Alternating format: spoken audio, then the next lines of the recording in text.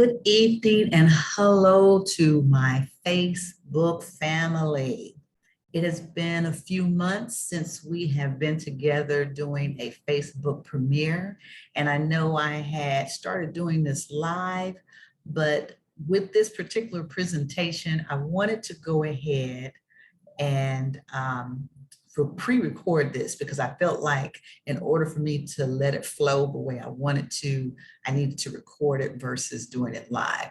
So even with that being said, I am listening in on the pre-recording, and I really do encourage you to put feedback in the box. There should be a box down there that lets you make comments. You can ask questions.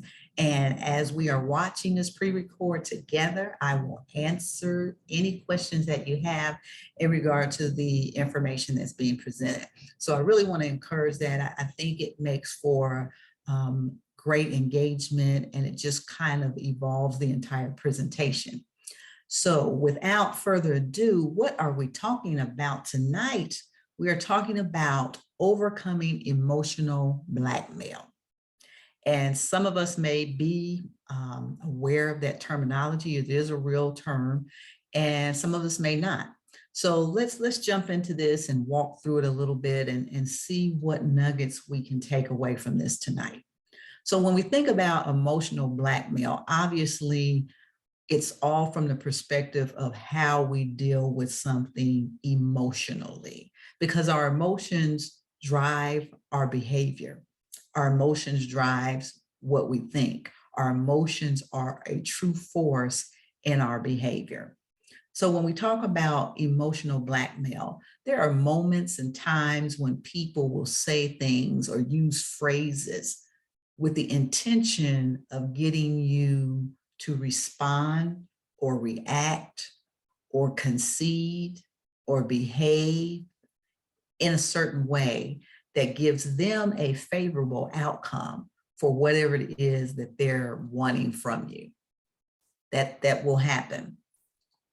And one of the things that I want to look at here is just taking a moment. I'm going to give you an unofficial meaning. When I say it's unofficial, it's not the basic meaning that we would get if we actually Googled this, but I wanted to use something that was more in relation to what I'm talking about, but yet has the basic foundation. So emotional blackmail, when your emotions are used against you, think about that. When your emotions are used against you. It's happened. I'm going to take a wild guess that it has happened to everyone at some point in time. Your emotions have been used against you to control a favorable outcome for an individual. I speak to you the way I speak to you because I'm targeting certain emotions that will generate guilt, that will play into your insecurities, that will allow you to respond in a way that will be favorable for me. Ooh, that's some selfish stuff, isn't it? I talk to you a certain way. I say what I say to you, knowing that I am targeting emotions that will create, resonate a sense of guilt, tap into your insecurities so that you will do what I want you to do that will allow me a favorable outcome. Come on now. I know you didn't sign up for this, but we're going to take this journey together tonight. People have done that to me. People have done that to you. I got to go here. I got to go here. And sometimes we've done that to people. Now, let me give you a disclaimer when I say sometimes we've done that to people. This is emotional blackmail is really not something that is always taken from true intention. In other words, it's not always a conscious thing that we do. Sometimes subconsciously we find ourselves saying something and it is an emotional blackmail. It's for the purpose of me tapping into a guilt into insecurities so that I can get the outcome. But it wasn't really intentional. But when the words came out, they came out, and I said what I said, and wow, this is what it created. Not always intentional, but yet it is something that we can at any point in time be guilty of using a phraseology or be guilty of using certain words that will bring about an emotional trigger. So that's what we're looking at when we talk about emotional blackmail. And, obviously, many times this is intentional. Many times this is consciously done. Many times it is with genuine, true intent. I'm saying what I'm saying because I want you to feel a certain way, right? I want you to feel a certain way. So now that we've gotten a handle, or what I think is a handle, on what the definition looks like, let's see where we can go with it now. Now that we're in the thick of this idea of emotional blackmail, we got to understand it better.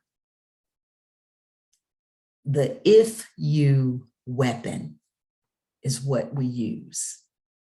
We use the if you weapon. What is that, Sandra? What's the if you weapon?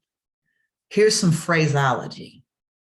When you hear this, I want you to remember emotional blackmail. The if you weapon says, if you loved me. How many times has that been said? Has that been said to you? Have you said that to someone? Because see, now the wheels are turning and you're like, oh my gosh, I didn't really think of it that way. I didn't really think about what I was doing when I said that. Or I really wasn't thinking what was being done when that person said that to me. Or you may be saying, man, that's on point. When I heard that, I felt guilty. When I heard that, it did play into my insecurities. And the conversation said, if you love me, then you will do, fill in the blanks. If you love me, then you will be, fill in the blanks. If you love me, puts conditions on your emotions. Because I've made the determination that if you love me, this is how this situation plays out. If you love me, this is how this request plays out. If you love me, this is what you will do for me. If you love me can be a weapon. Why? Because it's playing on your emotions. If you love me can play on your emotions. If you love me can play on your insecurities. What am I talking about when I say it can play on your insecurities? Think about it. Let me build the frame for you. If you love me, you will do X, Y, and Z, whatever you want the X, Y, and Z to be. If I'm an insecure person, you know what I'll start saying? Well, he is right. She is right. They are right.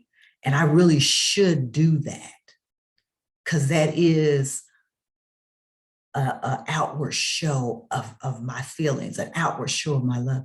I should do that. I shouldn't be resistant. I should do that. It's playing on my insecurities because now I'm feeling obligated.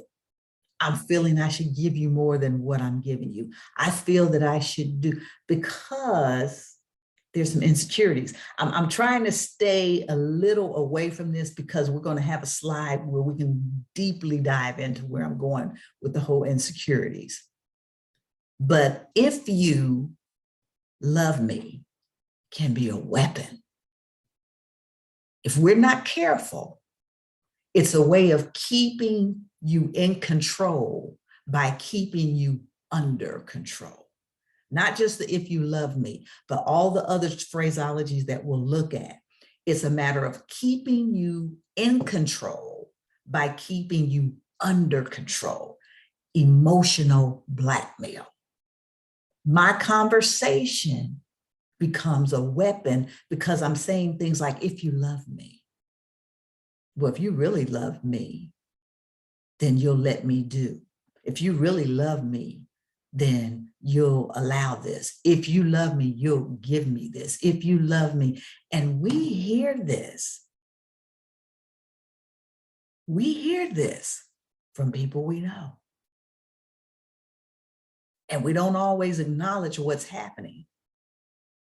But again, it creates guilt. It plays on our insecurities. It makes us question ourselves. Oh my gosh, it does some crazy stuff because we're feeding it to be a truth.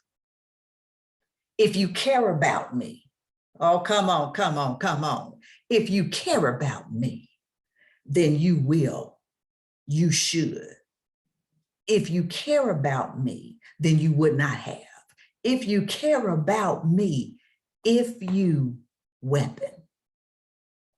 See, care is getting emotional. I'm playing on some emotions. If you care about me, then you do this. If you care about me, then you give me this. If you care about me,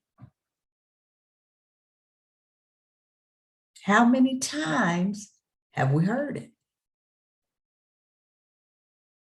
How many times have we heard it and we felt guilty? How many times have we heard it and we conceded to what was being asked? We conceded to what was being said. And we began to feel guilty and say, oh, that sure is right. If I really cared, I would. So you know what? I'm going to go ahead and do that. Not even considering that if you care about me has just been used as a weapon, an emotional weapon.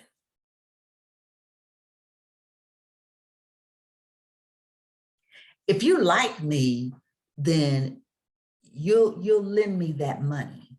If you like me, then you'll do this for me. If you like me, then you'll let me borrow your car. If you like me, then you'll let me stay at your house. If you like me, I'm knocking on somebody's door. If you care about me, you'll lend me the money. If you care about me, you'll let me borrow your car. If you love me, you'll give me the money. If you love me, you'll give me. We ain't even gonna talk long. If you love me, you'll give me the money. And at some level, as these phrases tap into our emotions, we become paralyzed and we consider it, concede to it, and contribute to it. We consider it, we concede, we contribute. Why? Because there is emotional blackmail that has created a level of guilt. I knew exactly what to say to you for you to respond in my favor.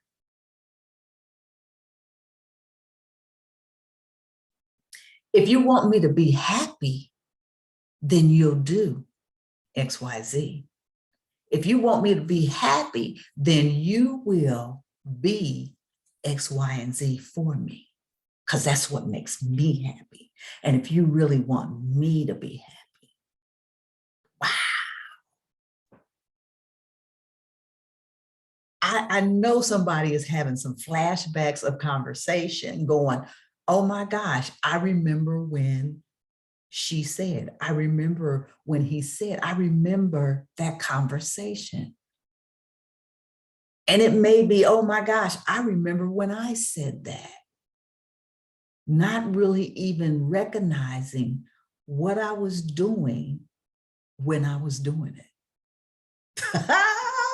Yes, yes. Remember, this can be subconscious. This can be unintentional. So this is a way for us to get healthy because we got to think about what we say. Words are vehicles upon which we convey our thoughts. Words are vehicles. They move. They move us. They can be emotional. They are emotional. It tells a story. And when we start using these phrases, we have to make sure that when we use these phrases, we have to make sure that we're not trying to do what? Create an emotional reaction from you that will give us the end result of what we want. Create an emotional reaction from you that will give us what we want. And that emotional reaction that we're getting from you comes from a place of guilt. I was able to create guilt when I said, if you. I was able to create guilt in you when I said, if you. That's why it can be a weapon. I'm creating conditions. I'm creating conditions because see, if you really felt what you told me you felt, then why would you have a problem with this? Whether it's love, care, like, or my happiness. You told me these were things you felt. You told me these were things that were important to you. So why would you be resisting the requests I make after you've told me you love me, you care about me, you like me, you want me to be happy? So now I got to knock on your emotional door and say, now, if you, come on, I'm a knocking on your emotional door saying, okay, but if you, then you're going to do this, you're going to do that, simply because you love me.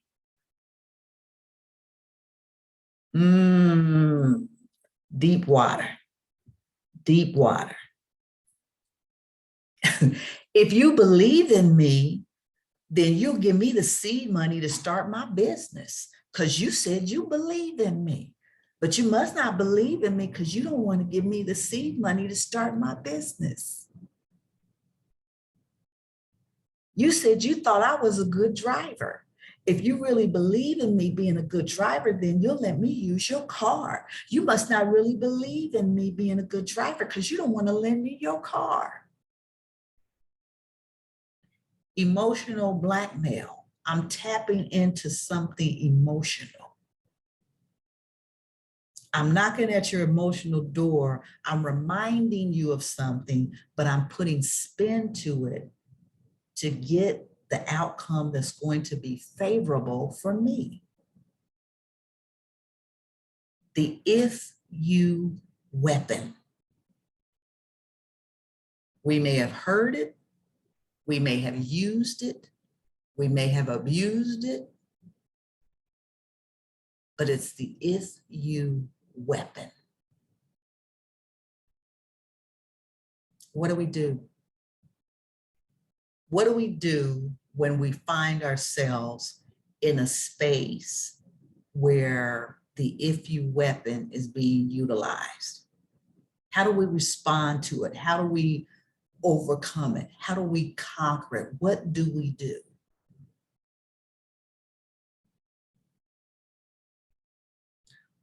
When if you is a weapon, when if you is a weapon, when if you creates emotional turmoil, when if you creates guilt, when if you creates insecurities, when if you becomes an obstacle, the question is, what do we do?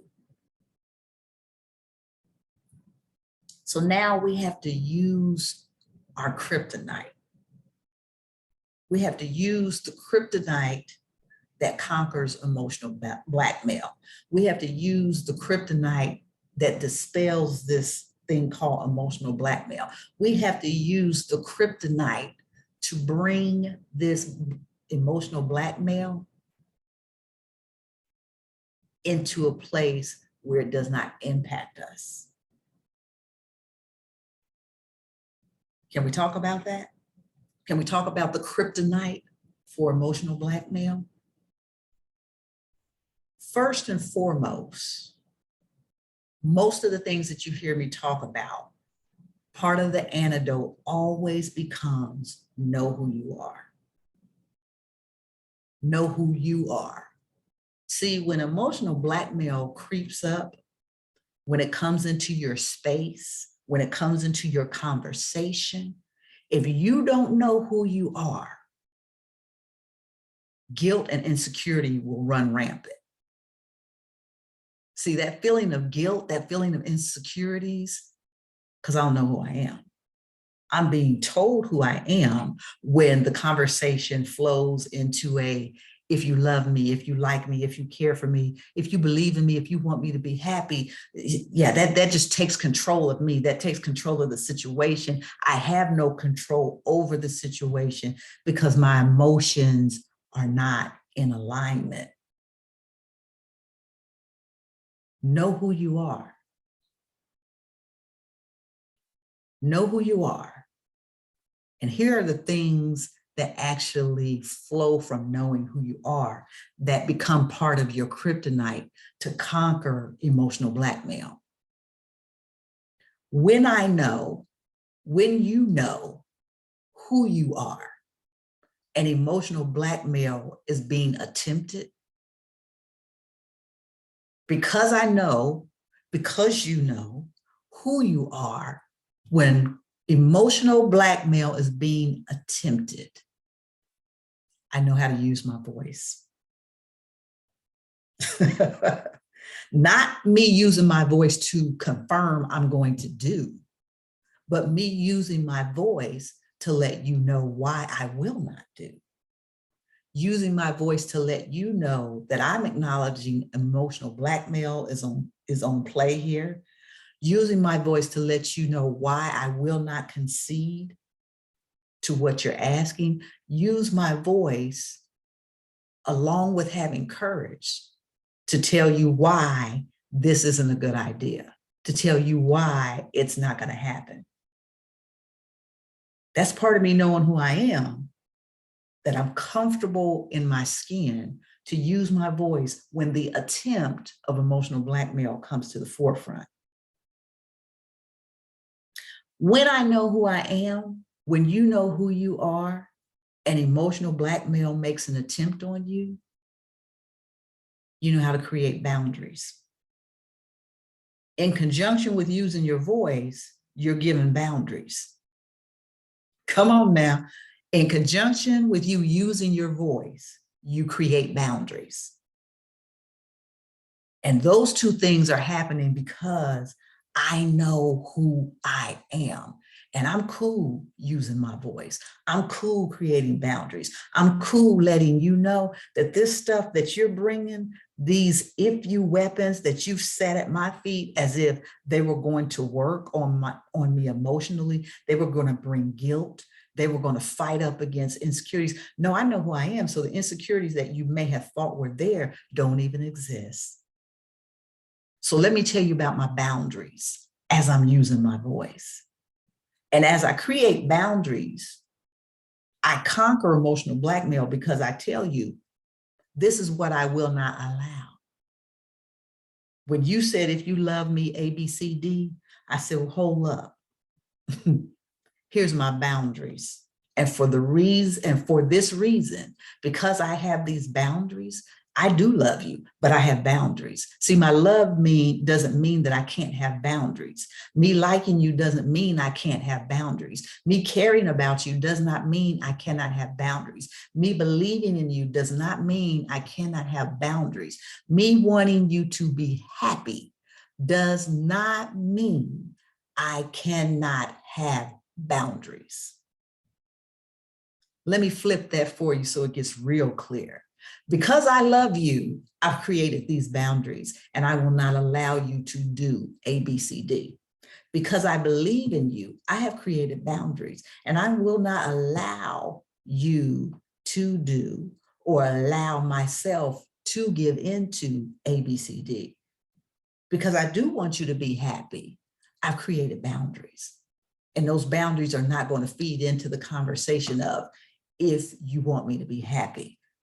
Because I do believe in you. I've created boundaries that say, even though I believe in you, here's some necessary boundaries that we have to have in this friendship, that we have to have in this relationship, that we have to have in order for this to be healthy. I've created some boundaries and I'm cool with it. There's not any insecurities nagging at me. There's no discomfort nagging at me. There's no guilt nagging at me, because I know who I am. I know how I feel about you.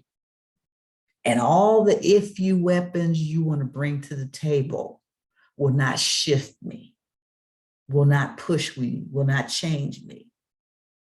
Because I acknowledge those statements, those phrases, as pure emotional blackmail. And because I have gotten clear on who I am, because I've gotten clear on using my voice, because I've gotten clear on creating boundaries, that now becomes my kryptonite that fights against any and all emotional blackmail. So there's no phrase you can use, no word that you can use that's going to trigger me into a place of guilt,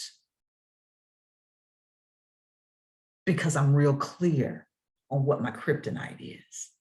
I'm real clear on what works against emotional blackmail, that we could play this game all day long and you'll never win. Now, I'm speaking from a place of people who do this intentionally. I'm speaking from a place of people who do this to get what they want, the favorable outcome that they want. Now, if you have done this and you were not conscious of what you were doing, you weren't really being, you really didn't think through how this was impacting another person when you said it, you didn't really look at the totality of what was happening. This is your moment. This is your aha moment to say, oh gosh, that really, I wasn't really trying. Oh man, I never even thought about it that way. So if you fall in that category, this is your moment to make a shift. This is your moment to be more mindful of what you say when you say it. This is your moment to get in alignment so that individuals don't feel guilty, that they're not bumping up against some emotional insecurities when you throw out those kind of statements. This is your moment to make that shift and acknowledge, oh, even though I wasn't doing it intentionally, I understand how that could be problematic and I need to reel that back. This is your moment. Now, if you fall in that category of true intent, that you were truly intending, you were aiming, you were going for I'm going to say this so that I can get what I want. If that has been you, do I really need to say it? If that has been you, then this is your time to understand the detriment of that type of behavior. If that has been you, this is your moment to do some house cleaning internally. Ask yourself some really thought-provoking questions about why you feel the need to do that. Either way, this is a moment for all of us to walk away and reassess. This is a moment for us to all walk away and think about it. This is a moment for us to be more conscious and careful about how we talk to people, what we say, what our true intent is, why we're doing it, and make sure that if we really love people, we're more conscious of what we say to them. Because loving somebody isn't a free pass. I can just say anything to you because I care about you, because I like you. I can just say anything to you. That's not what that means. That makes me all the more conscious of what I say, how I say it, and considering the impact of what I say to you. I hope this has helped someone. It was just something that was on my heart. And the more I thought about it, I just felt very strongly about bringing the conversation to our Facebook premiere video. And with that being said, just take some time and think about it and make sure you're not that guy. Take some time and think about it and make sure you're not that girl or that woman who's doing this. And if you are, today is a day of change, right? Today is a day that you can do it differently. Today you can clean your slate and reboot. And that's all we can do. We can't change what we did yesterday, but we can change what we do now. So if you need to reboot, reboot. If you need to apologize because you've been doing some emotional blackmail, apologize. Doesn't cost you anything to apologize for what you've done. It's just an opportunity for you to do better. And that's where we have to be, taking the opportunity to do better so that we don't have a next time of doing what we've always done. I have enjoyed you. Again, I hope this resonates. I hope it helps. And I hope to see you soon. I don't know that we'll be back on before 2023, which is just a few weeks away. So thank you again for all your participation this year, jumping online with me to do live Facebook, jumping online to do the pre-records, and just being a part of all the ventures that I've taken on this year. Thank you so much. And so until the next time, have a great evening.